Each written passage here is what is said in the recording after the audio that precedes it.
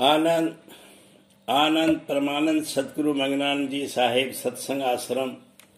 डेरा सतगुरु पीतानंद जी साहेब धाम निगाना जिला भिवानी हरियाणा के सौजन्य से संत मत मार्ग। अब मालूम हमें कि इन चारों साधनों का हासिल होना और मन और वासना का नाश होना बगैर योग अभ्यास की मदद से किसी कदर पिंड से न्यारे होने के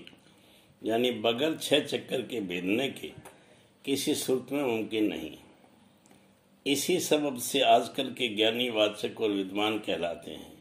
यानी बातें तो पूरे जोगेश्वरों की सी बनाते हैं और उनके मन और इंद्रियों को की हालत और उनका व्यवहार और बर्ताव संसारी और अज्ञानी लोगों के मुवाफिक है। जब ब्रह्म आनंद या आत्म आनंद उनको प्राप्त हुआ होता तो उस आनंद में मगन और बेपरवाह रहते और मेलों और तमाशों में और देशों और मकानों की सैर के वास्ते देश विदेश मारे मारे न फिरते और रेल खर्च और भंडारों के लिए इससे उससे मांग कर रुपये न जोड़ते, बल्कि जो सच्ची चाह परमार्थ की और अपने जीव के कल्याण का दर्द उनके दिल में होता तो किसी पूरे गुरु या महात्मा को तलाश करके उसके सन्मुख दीनता और हीनता के साथ रहकर कोई दिन सूरत और मन की घट में चढ़ाई का अभ्यास करते कि जिससे चारों साधन पूरे पूरे उनमें आ जाते और मन और वासना का किसी कदर नाश हो जाता और तब ज्ञान के वचन सुनने और समझने का अधिकारी बन जाते। लेकिन अफसोस की बात है कि इन वाचक ज्ञानियों को अपने मन और इंद्रियों के हाल की भी खबर नहीं की, कैसे चक्रों में उनको डालकर घुमा रहे हैं और जो कोई उनको चेतावनी का वचन सुनावे तो उससे लड़ने को तैयार होते हैं और जो संतों का भेद और जुगत मन और सुरत के चढ़ाने की सुनना चाहे तो उससे वाद विवाद करते हैं और अपने जीव के हित के वचनों का निरादन करके मुतलक नहीं सुनते। यही लोग आप भी ठगाए गए और जो कोई उनके वचन सुनेगा मानेगा वह धोखा खाएगा और अपने जीव के कल्याण में आप खलल डालेगा यानी आत्मघाती हो जाएगा। गौर करने से मालूम हो सकता है कि चैतन्य में बेसबब हायल होने पर्दा डालने माया के बहुत दर्जे हो गए, यानी ऊंचे से ऊंचे के दर्जे का चैतन्य महानिर्मल और लतीफ है और जहाँ से कि माया का ज़हूर हुआ है उसे नीचे की तरफ दर्जे बदर्जे माया की कसाफत से चैतन्य भी मलिन हो रहा है और इस लोक का चैतन्य निहायत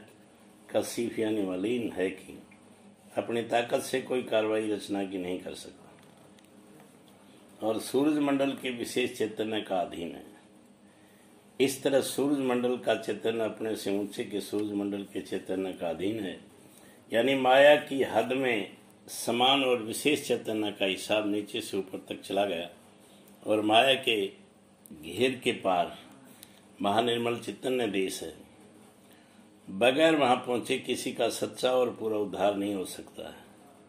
फिर वाचक ज्ञानियों ने जो चैतन्य का व्यापक मान कर ऊपर की तरफ चढ़ना नहीं माना तो किस कदर गलती करी और अपने जीव के उद्धार में किस कदर धोखा खाया, क्योंकि इस देश का चैतन्य मलिन माया के संग से आप मलिन हो रहा है और जन्म मरण यानी रचना के भाव और अभाव में पड़ा हुआ है। फिर यहाँ रहकर यानी पिंड में बैठकर जहाँ से कि दुनिया की कार्रवाई मन और इंद्रियों के वसीले से हो रही है, किसी का छुटकारा जन्म मरण और देह और दुनिया के दुख सुख से नहीं हो सकता। और यही सबब है कि वाचक ज्ञानियों की हालत नहीं बदलती, यानी उनके मन और इंद्रियों का बर्ताव मुवाफिक संसारी और अज्ञानी जीवों के रहता है। जोगेश्वर ज्ञानियों ने ब्रह्म के 3 दर्जे कायम किए, यानी माया सबल ब्रह्म जो कि माया से मिलकर रचना कर रहा है, साक्षी ब्रह्म जो कि उससे मदद दे रहा है और शुद्ध ब्रह्म जहाँ की माया का निहायत सूक्ष्म और बीज रूप है और वह पद रचना की कार्रवाई से किसी कदर न्यारा है, यानी गुप्त मदद दे रहा है। अब जो माफिक समझ वाचक ज्ञानियों को ब्रह्म की सर्वोत्तर व्यापक होने का कोई भेद नहीं था तो जोगेश्वर ज्ञानियों ने ये दर्जे क्यों मुकर्रर किए और माया सबल ब्रह्म और साक्षी ब्रह्म के मंडल में क्यों नहीं ठहरे। और योग अभ्यास करके पहले पिंड से न्यारे होकर और फिर ब्रह्मांड से चढ़कर शुद्ध ब्रह्म पद में पहुंचकर क्यों विश्राम किया। इससे साफ जाहिर है कि वाचिक ज्ञानी निरे विद्वान ज्ञानी परमार्थी किताब में सिर्फ मुतल्लक ज्ञान के पढ़कर अपने आप को पूरा समझते हैं और ब्रह्म रूप मानते हैं, और अमल यानी अभ्यास कुछ नहीं किया या करते हैं। विद्या यानी इल्म बगैर अमल यानी अभ्यास के खाली है। इस वास्ते ये लोग बेअमल यानी अभ्यास से खाली रहकर अहंकारी और मानी हो गए और अपने पैरों में आप कुल्हाड़ी मारी यानी घट में चलने और चढ़ने की को फिजूल समझकर संसारी और अज्ञानी जीवों के गिरोह में शुमार किए गए, बल्कि उनसे भी कम, क्योंकि उन लोगों के चित्त में थोड़ी बहुत दीनता है और जो कोई महात्मा उनको मिल जावे तो उनके वचन को मानकर उनकी दया के भागी हो जाए और अपना थोड़ा बहुत उद्धार का रास्ता जारी कर ले। और ये वाचिक ज्ञानी इसका कदर अहंकारी और बेपरवाह हो गए कि अपने बराबर किसी को ख्याल नहीं करते और किसी के वचन को जो इनके हित के वास्ते कहे नहीं मानते। मालूम हमें कि वाचिक ज्ञानी करीब करीब नास्तिक हैं, यानी जब उन्होंने अपने आप को ब्रह्म माना तो उनको किसी की सेवा या भक्ति करने की जरूरत नहीं रही। तो वह असली ब्रह्म जो कि तमाम तीन लोक की रचना का कर्ता धरता है गायब कर दिया गया है और उसकी भक्ति मौकूफ हो गई। अब ख्याल करो कि ऐसे ज्ञान का मत नास्तिक मत हुआ या क्या, क्योंकि ये वाचिक ज्ञानी जीवों से अपनी भक्ति और सेवा तो कराते हैं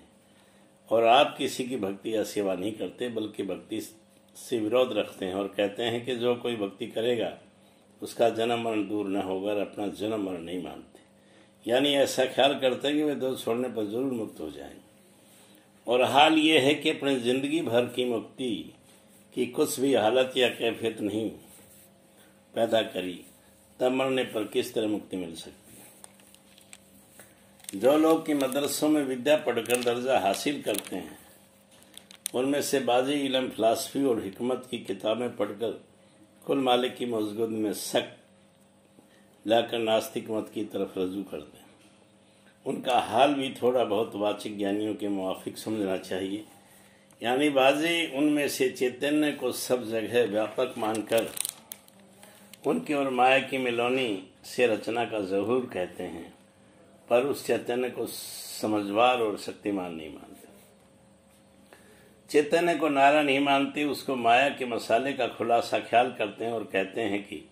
जब जीव की मौत होती है उस वक्त माया का मसाला यानी तत्व और गुण वगैरह सब आपस में जुदा होकर अपने अपने मंडल में जा समाते हैं और वह चैतन्य कुव्वत जो कि उनकी मुजमई मिलौनी शक्ल से पैदा हुई थी गुप्त यानी गायब हो जाती है और फिर मनुष्य के आपे का कुछ निशान बाकी हो जाता है और फिर मनुष्य के आपे का कुछ निशान बाकी नहीं रहता है। इस वास्ते जो कुछ काम किया जाता है वह इस जिंदगी के आराम के वास्ते है, दूसरों को भी आराम देना चाहिए। इससे ज़्यादा वे लोग कुछ नहीं मानते और मालिक की भक्ति करने वालों को नादान समझते हैं। ये सब मत काल पुरुष ने वास्ते भरमाने और सतपद से खबर रखने जीवों की विद्या और बुद्धि की मदद से प्रकट कराए और जीव की उस किस्म की तबीयत रखते हैं वे उनमें शामिल होकर सच्चे मालिक से मुनकीर नास्तिक हो जाते हैं और कुल मजहबों पर जो किसी को मालिक मानते हैं तान करते हैं और कहते हैं कि उनके आचार्यों ने अपनी नामवरी फायदे की नज़र से उन मतों की मूर्ख जीवों में जारी किया और उनकी खौफ की उम्मीद दिखाकर अपने वचनों में खूब मजबूत बांधा। असल में कोई मालिक नहीं है और बाद मौत के कर्म और उसका फल बाकी नहीं रहता और न ही स्वर्ग और नरक वगैरह है। आनंद आनंद।